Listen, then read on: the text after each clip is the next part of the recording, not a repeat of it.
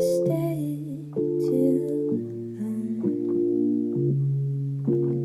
Sometimes I'm lost in thought, but I swear I can be fun. So just listen to this song on this album.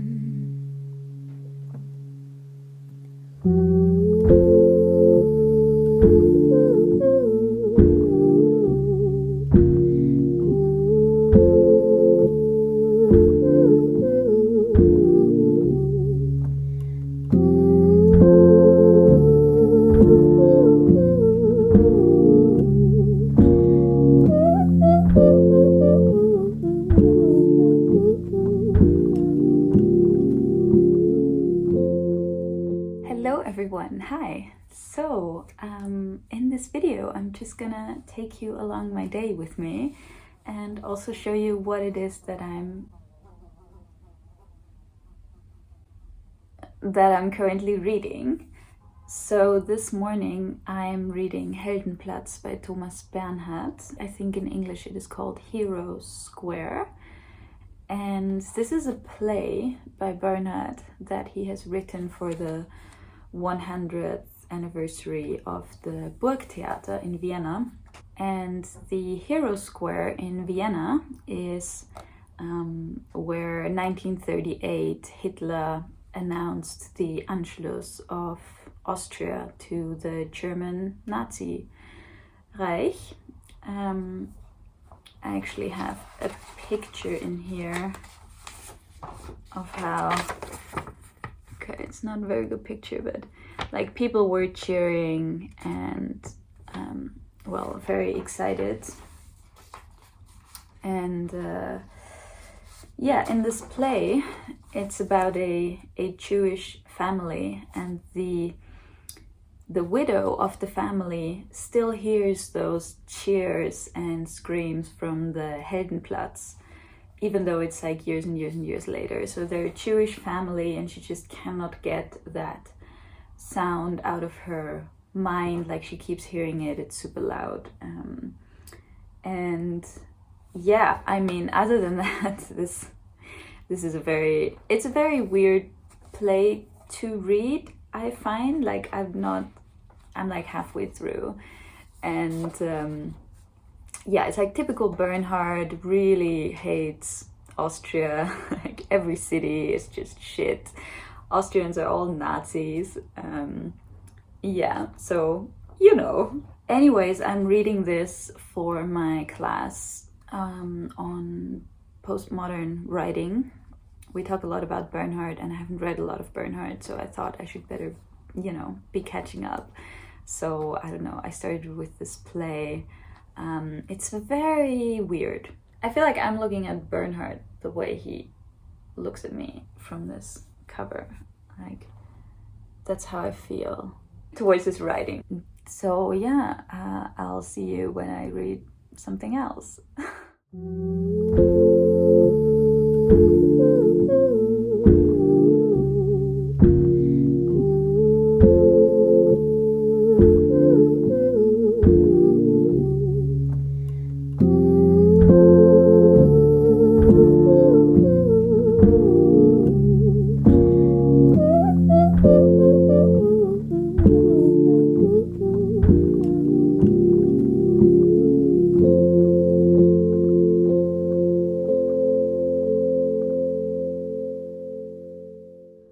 Okay, I'm going to read a couple of texts now for uni, for a course of mine on thematology, and we're focusing specifically on the theme of animals representing the soul of humans.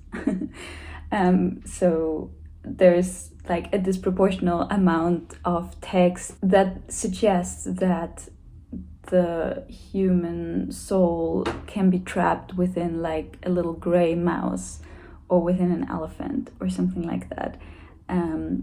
So those are like two symbols that we're focusing on. and I'll read a text about that. And the other one is about the wheel of time and the wheel in general, as a literary symbol, how it has first emerged as like the wheel of Fortuna that is supposedly determining the fate of someone's life. Sorry if I stayed too long. Sometimes I'm lost in thought. So one of the reasons why I wanted to make this video is because I feel like I have too many books open at the moment and on the go. Like, I'm not a monogamous reader, so I'm fine with like reading a handful of books at a time. But right now, I feel like I'm having these piles of half-read books everywhere. So there's the pile by my reading chair, which is the biggest and messiest pile. Like, I don't even know. Something has to change here. Then there's the pile of the Norwegian books that I've shown you in my last video. And then there is the pile by my bed. Yeah, like there's few books here plus some on the floor. So I don't know, personally that stresses me out. Like it's very hard for me to think when it's messy. So let's see if we can sort through these books and put some away and see which ones that I'm actually focusing on right now and which ones I'm not. Okay, those two are easy. That's just ones that I got back because I borrowed them to someone. They can go in the bookshelf. You know, Ulysses, I really wanted to start reading it, but I think it's not realistic right now. I think I'm gonna keep that for the summer. This is a book I got for my birthday from my brother about Erasmus from Rotterdam, and it has been like 1/3 read for the longest time. I just never really take the time to actually finish it. Let's see, extra pile. This is a notebook about Ulysses, so this can go in the bookshelf for now. Magic Mountain I've actually read. I just want to do some content about that at some point, so I'm gonna put these two in the bookshelf. So bookshelf. Hamlet I've read. I just haven't written my reading card yet, so this goes on my desk. Okay, what else? This I had to read for my seminar. I've actually read that already, so still need to work with it though, but I'll put it in the bookshelf for now. A bookmark I got for Easter from my nephew. How cute is that? Oh, this one I got as a present for my birthday. It's about, I think, female rage. Also this one I got as a present for Christmas. I always feel so guilty about getting books for Christmas, and I feel really like obligated to immediately read them. I don't know what to do about these yet. Yeah, this I'm sort of reading a few pages every week when I'm going to my world literature seminar, because we talk about this book a lot, the West Eastern Divan by Goethe. So I guess this will go on my desk because it's university reading. Same with Bernhard, university reading. This is my journal. This can also go on my desk. Okay, more cutesy bookmarks. What is this? I wanted to make some kind of plan here. I'll just throw it out. Another one I got as a present. Another one I got as a present. Those are like Dutch books I got for Christmas. I don't want to get around to reading those at some point. Another bookmark. Oh yeah, okay. Those are two books about Shakespeare that I'm always reading when I'm reading a play. I think I'm like, how far am I here? Okay, well, 50 pages. I'll put those in the bookshelf, and when I read another play, I'll get them out again. Okay, so lots of books to put in the bookshelf. That's good. Oh yeah, Sorrows of Young Werther. I'm so obsessed with this again. It's just such a spring and summer book to me. However, I'll put it in the bookshelf for now. Okay, the next pile is a lot easier. This is the pile of Norwegian books. I'm just gonna get Elskeden. Yes, this Elskeden, because a lot of you have recommended this in the comments of my last video, and I also felt like this is the one I want to start with as far as Norwegian goes. So this goes on my desk. Those go in the bookshelf. Okay, the bedside table. So most importantly, Proust part 1 and 2. There's no question that those are staying here. Then, this Macbeth play. I'm kind of leaving through that so often, but never really reading it. Maybe I should put it with my reading chair to actually once read it front to back. This doesn't have to be in my bedroom. Fictions by Borges. This might be my most annotated and fiddled with book. Insane, look at this. What have I noted here? Thinking, meditating, imagining, he also wrote me, are not anomalous acts. They are the normal respiration of intelligence. Every man should be capable of all ideas, and I believe that in the future he shall be. Beautiful. I'm making my way through these short stories kind of sporadically. Whenever something is mentioned in class, I get this book out, but I think it can go in the bookshelf for now. I do kind of want to have it closer though. I don't know. I'll find a way to honor it in the bookshelf. Emily Dickinson poems, those definitely stay here. That's something I love to leaf through in the evening. Oh God, this creative dreaming. This is the worst book I've ever read on lucid dreaming. Like, I've really tried to force myself to keep reading it. I'm at page 83 and I just have to say, it's not good. If you want me to make a video about all the lucid dreaming books or dreaming books I ever read, let me know. This would definitely be in there. I think I'm just gonna be honest and give it up. Okay, bookshelf. And those are some notebooks. Then this is favorites from British and American poetry. I'll just put that in the bookshelf for now.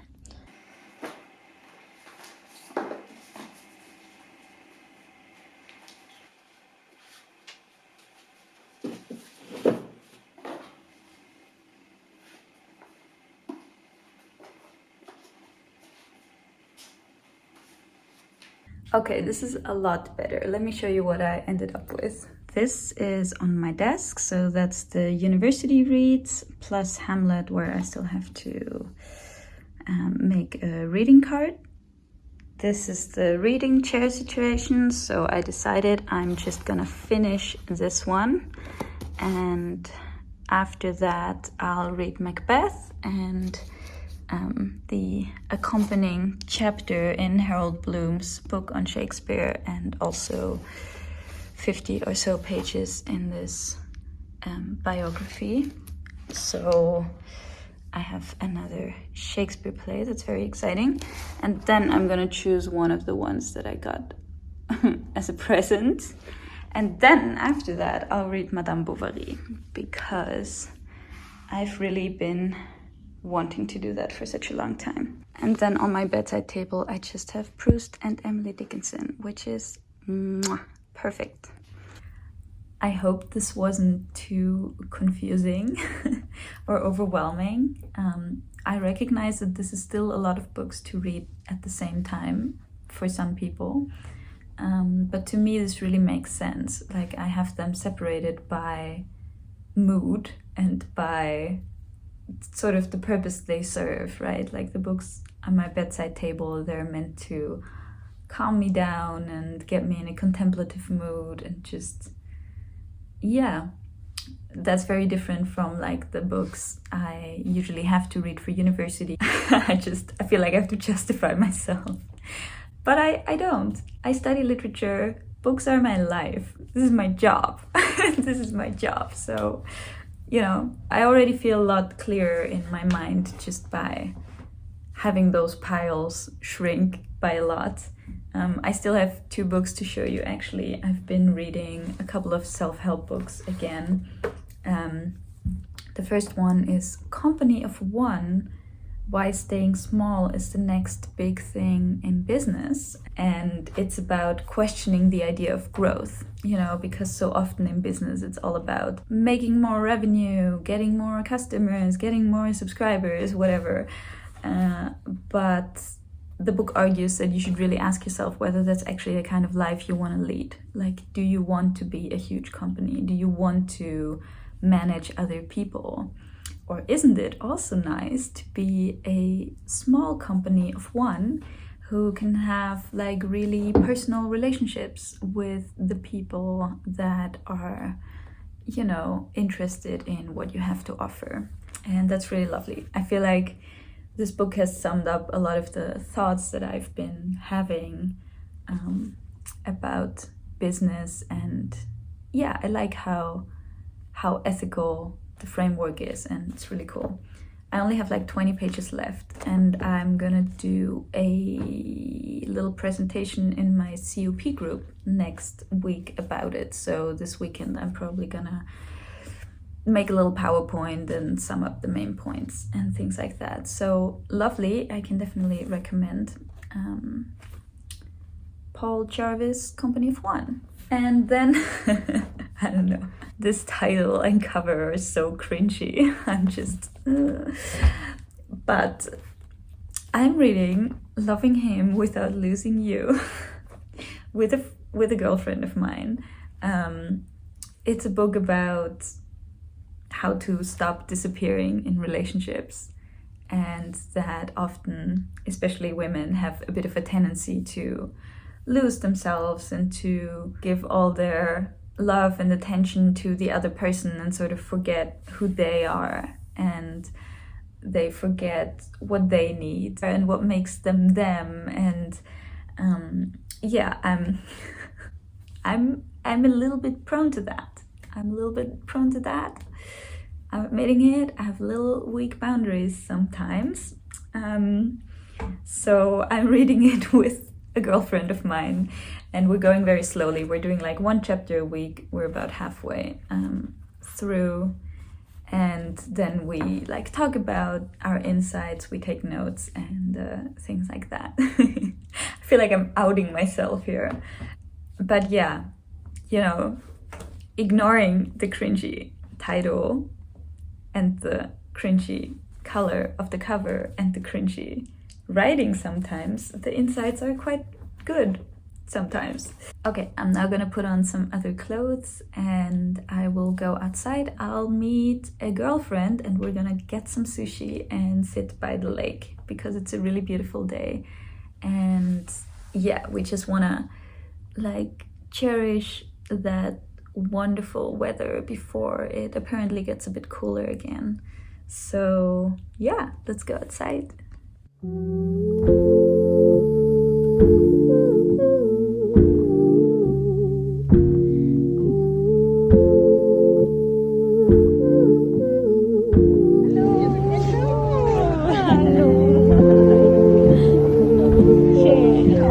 Hello.